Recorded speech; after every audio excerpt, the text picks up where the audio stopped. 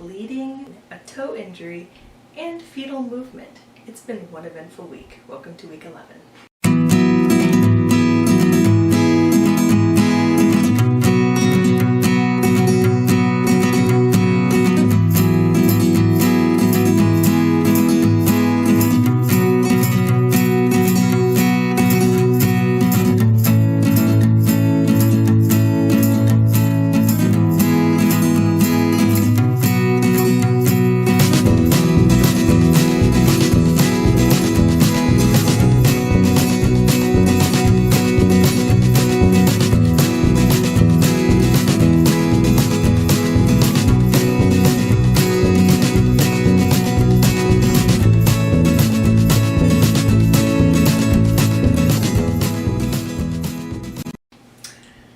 Hi guys, it's Amanda with Eat, Pray, Crunch, and welcome to week 11. As you can tell from the title, it has been one heck of a week this week. So let me explain.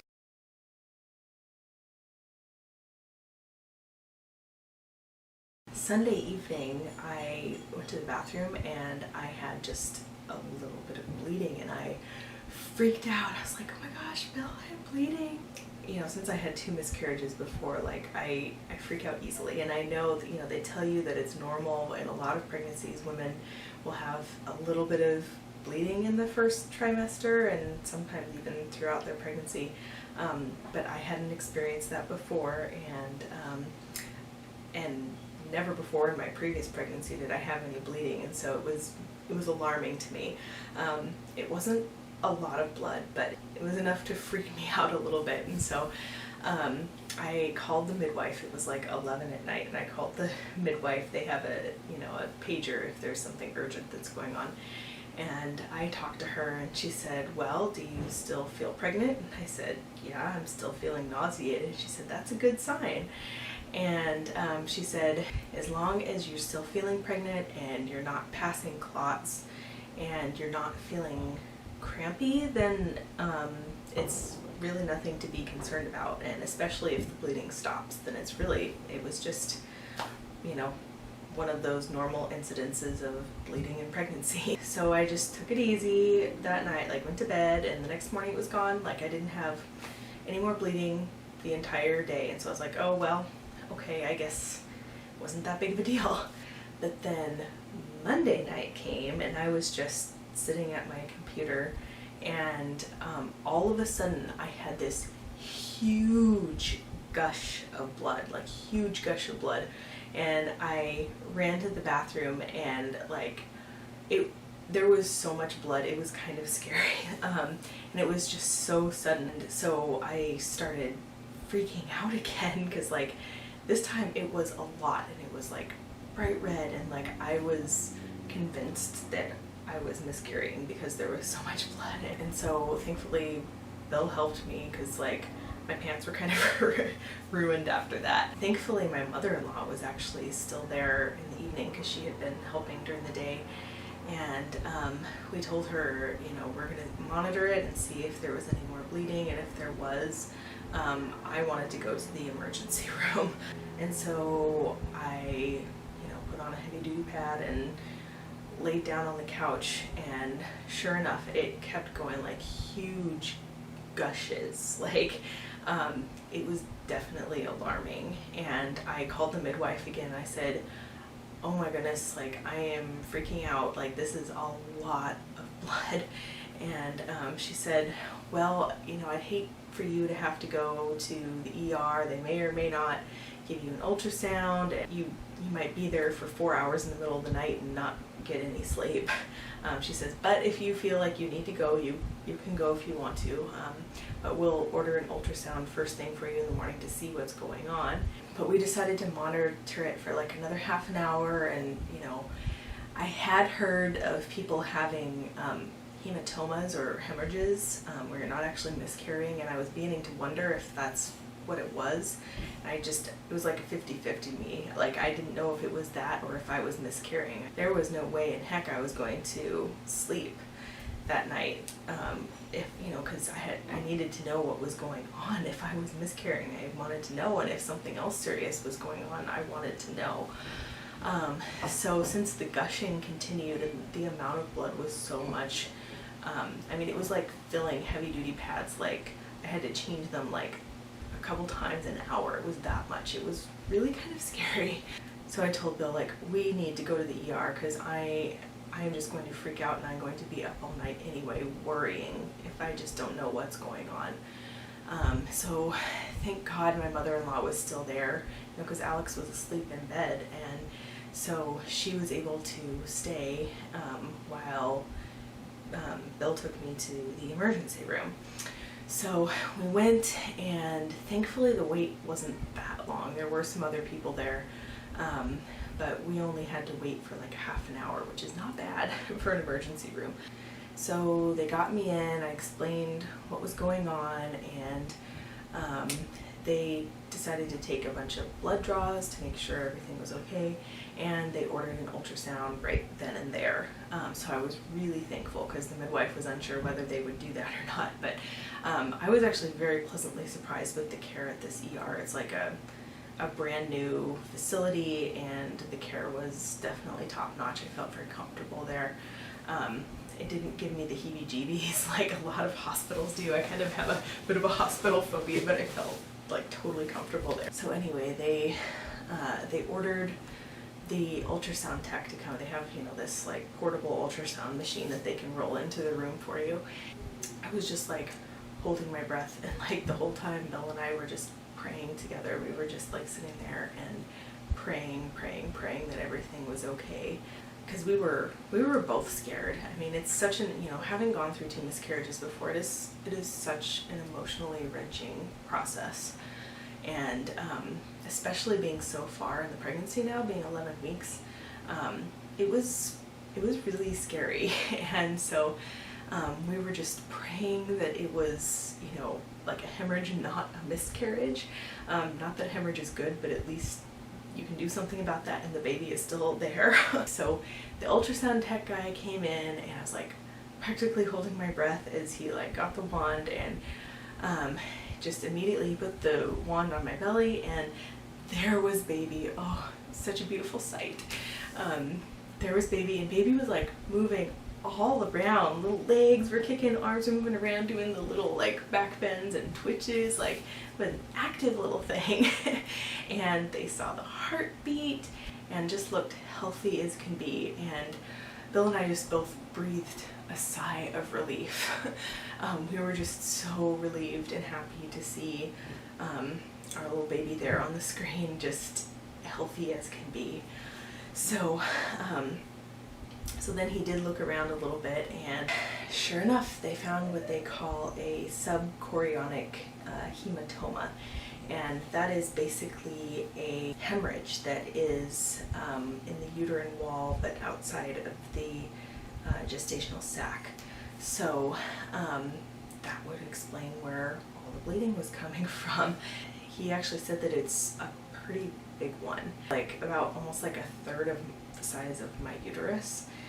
I mean, like the surface of my uterus, and I mean, it was like almost bigger than the sac even.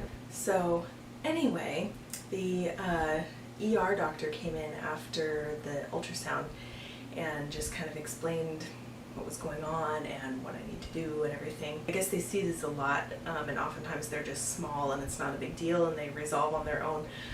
But when they're bigger, like the one I have, then it's a little bit more risky. He said that there's a 50-50 chance of it causing a miscarriage. So I'm not having a miscarriage, but they're still at risk. So we're still a little bit worried about that. So we have just been praying and asking everybody to pray for us. So if you guys could pray for us, that would be awesome. Specifically, we need prayer that first of all, that baby stays safe and sound in there. And second of all, that the hematoma shrinks and heals. So that's where we're at. ER doctor basically told me that I need to go on bed rest for a little while. So that's what I'm doing. As you might be able to see, I am sitting here in bed right now. But this is going to prove difficult because staying in bed and having a small child to take care of, that doesn't work out so well. So, and I also can't lift, and that's the biggest thing. Alex is like 27 pounds, he's a big boy. So we've had to call on our families to help us out. And thankfully we have the most incredible families in the world. Our parents have just jumped right in, and we worked out a schedule where, you know, on who's gonna come which days to take care of Alex, so that Bill can still go to work. On the days that they can't, Bill is just going to take some personal days and stay home. And I'm thankful that he's able to do that as well. So basically our plan is to do that for the next 2 weeks until I have my ultrasound at the end of 12 weeks, beginning of 13 weeks, and then they will be able to go and look in there and actually see how the progress of the hematoma is. I mean, obviously they'll do all the normal stuff that they were going to do for the scan for baby and everything, and then also check to see if the hematoma is shrinking and healing. So then that will be an indicator of what we do from there in terms of bed rest and whatnot. Anyway, I followed up with my midwife, and she said that they actually do see this happen a fair amount. She said that often, you know, there's smaller ones and most of the time it's not a big deal. She says they actually don't recommend strict bed rest. She says, I don't want you to stress yourself out doing strict bed rest. Like, it's still okay to lift Alex a little. Since you've been doing it all along, it's like working out. But she still recommended that I be taking it easy as much as I can. So, you know, trying to find a happy medium between, you know, my midwife's advice and the doctor's advice, and I've read about it online, and there's just really mixed views about whether bed rest is effective in healing a hematoma. My intuition is telling me that I really should be doing bed rest, because, I mean, it's just, I mean, and it's logical too. It's like, if there's a wound in there, and what do you do to heal an abdominal wound? You rest. So that just seems logical to me, and my intuition is just telling me that's what I need to do. And I mean, just because when I get up and move around, I start bleeding, and when I lie down and rest, it stops. So it just kind of is a no-brainer to me, that I really need to just be taking it easy and just, so I think that's my plan, is to just really listen to my body and just like monitor the bleeding and everything, and just go with that. So that's the plan for at least the next 2 weeks. I'll be doing at least modified bed rest. I'm not staying in bed 100% of the time. I still get up and get things to eat and whatnot, and play with Alex a little bit, even though I can't lift him. But for the most part, I am trying to either be in bed or on the couch with my feet up and drinking lots of liquids and everything. So that's where we're at. It's been a totally unexpected complication. I mean, most complications are unexpected, but yeah, I did not see that one coming, and it's definitely been scary. And especially since we've had miscarriages before, it's just like, oh, please, I don't think we can handle emotionally going through that again. Especially since we're so much further this time, and like, it seems like we're almost out of the woods in terms of, and we're almost out of the first trimester, and that's like the safe zone, right? Anyway, so if you guys could be praying for us that the hematoma shrinks and that baby stays safe and sound in there, that would be so much appreciated.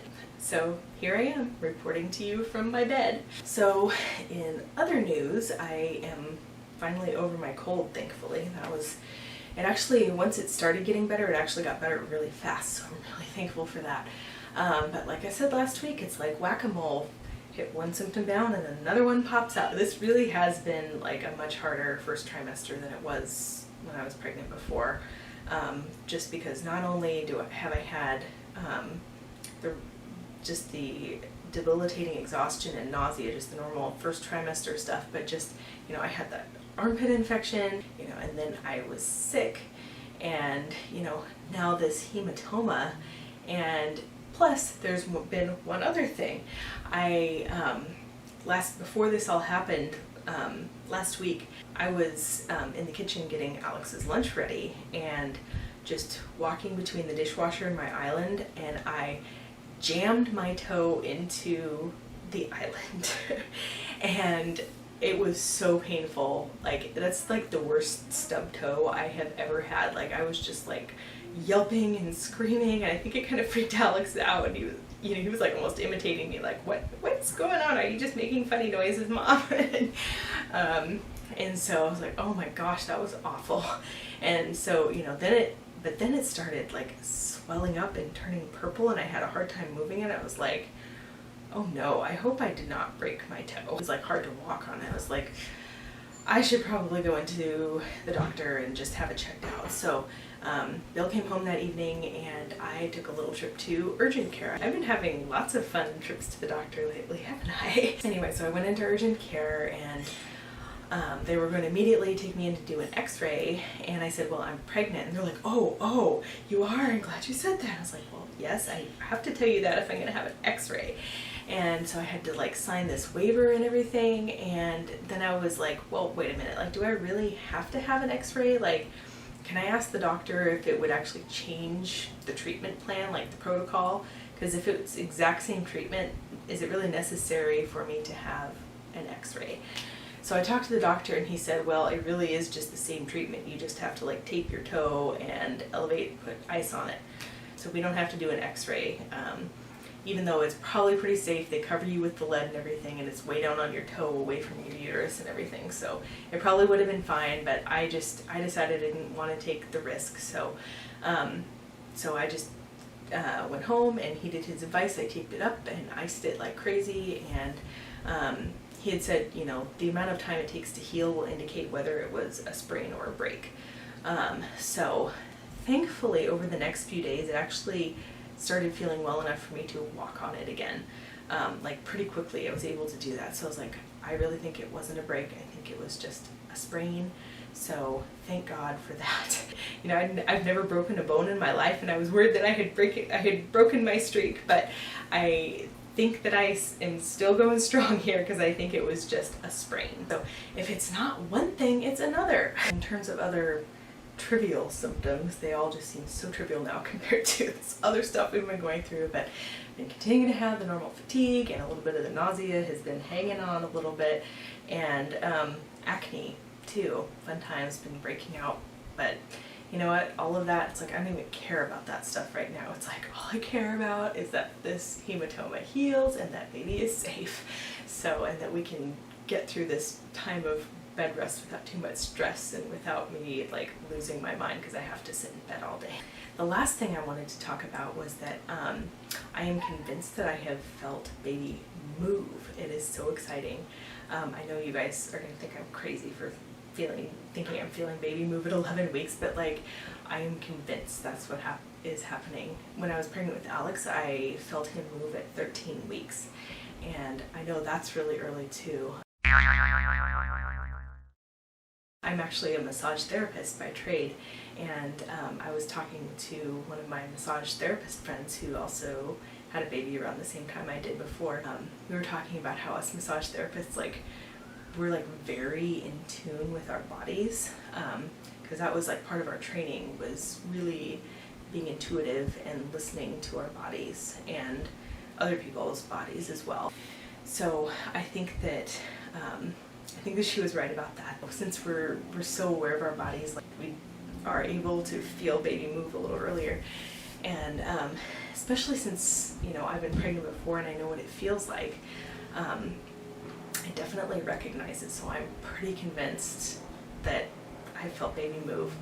And it kind of feels like when you get one of those little funny involuntary twitches in your eye, it feels just like that, but like in your belly, in your uterus. So anyway, so after all we've been going through, like, that has been my silver lining. It is just such a blessing to feel baby move in there, and it gives me so much reassurance that little he or she is doing okay in there. So I'm just like thanking God that I am feeling that it's like, you know, after all we've been going through, like, oh yeah, like this is what it's all about, you know.